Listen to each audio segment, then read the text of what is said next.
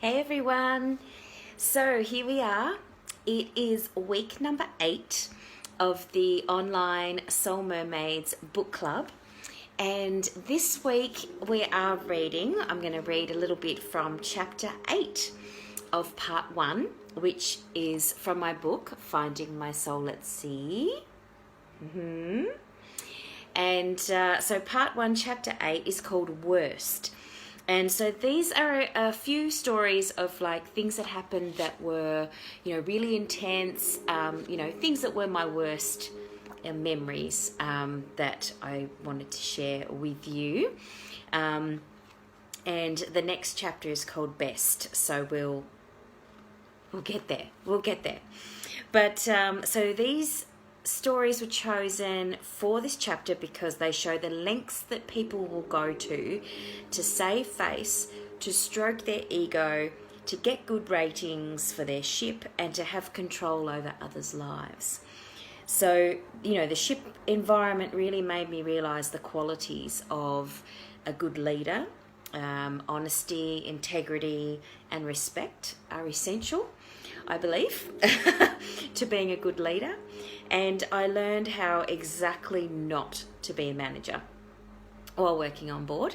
And this chapter 8 is all about that exact thing. So there's a story called Why I Hate Karaoke. And there's a story about Valentine's Day flowers, about a cruise director who uses the flowers as a way of sort of bribing people.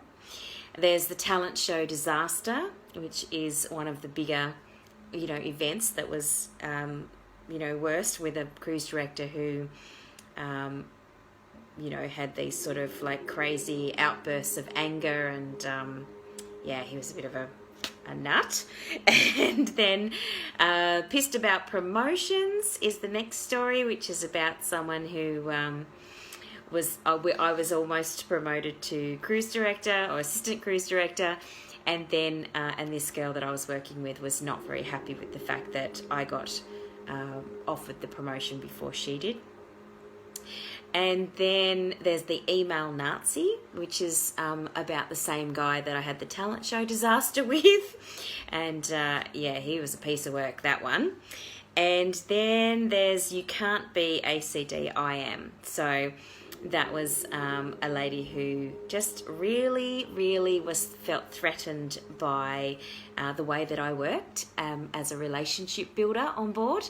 And she didn't like it. And so she really lost her mind when it came to dealing with me as my team leader, because we went from being just social hosts together to her being my team leader. And then it was all guns blazing.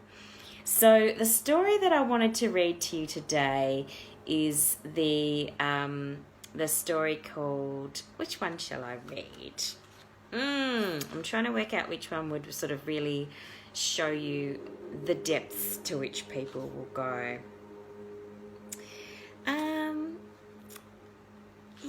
Look, maybe what I'll do is I'll read the ACD one, the You Can't Be ACD I Am, because that's an interesting story. So it goes a little something like this. When I signed onto the ship, I was excited because Leo and I were going to be together for a whole contract.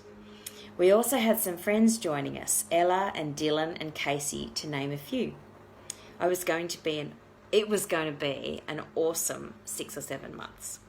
But my excitement was dulled when I was met at the gangway by the assistant cruise director. It was my old nemesis, Sandra. She'd finally be promoted and she was super pleased to be my boss. Well, she was my team leader, but she considered it to be a very powerful position. When we were both social hosts, she could not tell me what to do. I mean, she did, but we were both equals, so I didn't have to listen to her. Now it was a different story, and she made it clear on the first night, backstage before the intro show. She called a meeting of the hosts and said in front of them all that she was in charge. What I say goes, and she made a point of saying, "Are we clear, Pip?" I smiled and said, "Yep, got it, Sandra." The other host had no idea why she was being so full on. I got the message that she was asserting her power. Perhaps she felt a bit threatened by me. I don't know.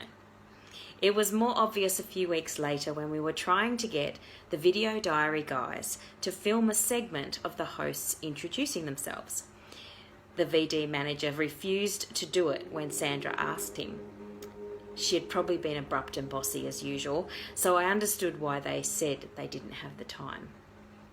But one night, late in the bar, I was having a drink and talking to the VD manager, and he was super nice, and I told him our idea of them recording the host introductions once and then replaying them each cruise, saving them time and saving us time. It made sense. We said the same thing every week anyway.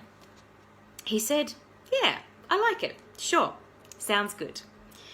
But when I told Sandra the next day that the VD manager had said yes to me, she flipped out. She said I was going behind her back and making her look bad. Blah, blah, blah. I thought, this sounds familiar. Clearly I need to look at this lesson around authority figures and my behaviour inadvertently making them look bad. I said, "Hey, Sandra, listen, that was not my intention. I got what we all wanted. And why can't you see that this is not a good thing?" She said, "You can't be ACD. I am.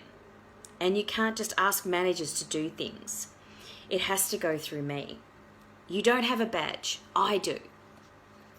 I realised then that by me getting this thing done for the team, it was really affecting her and made her feel inadequate.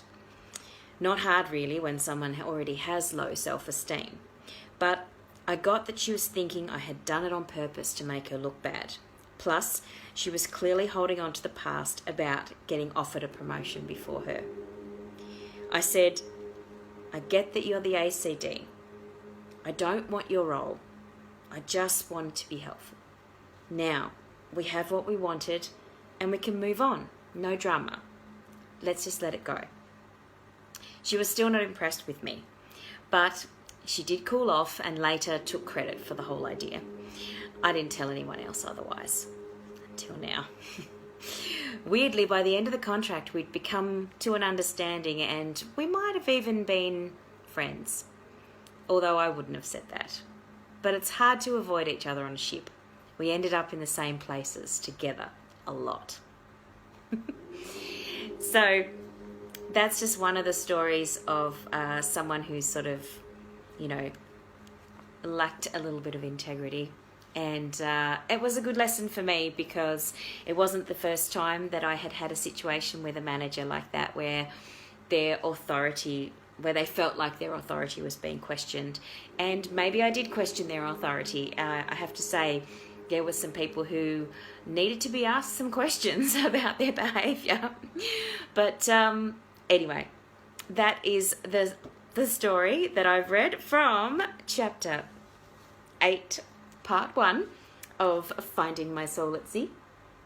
If you're curious to read some more stories from the chapter of Worst, and next week we'll be talking about the chapter of Best Stories, you can find the book at my website, pipcoleman.com. And you can also go onto Amazon and you can get an ebook or you can get it in the paperback copy. And the Audible book coming soon. I will be hoping to record it very soon. So take care and I will see you next week for the next edition of Soul Mermaids Book Club with Pip. Bye for now.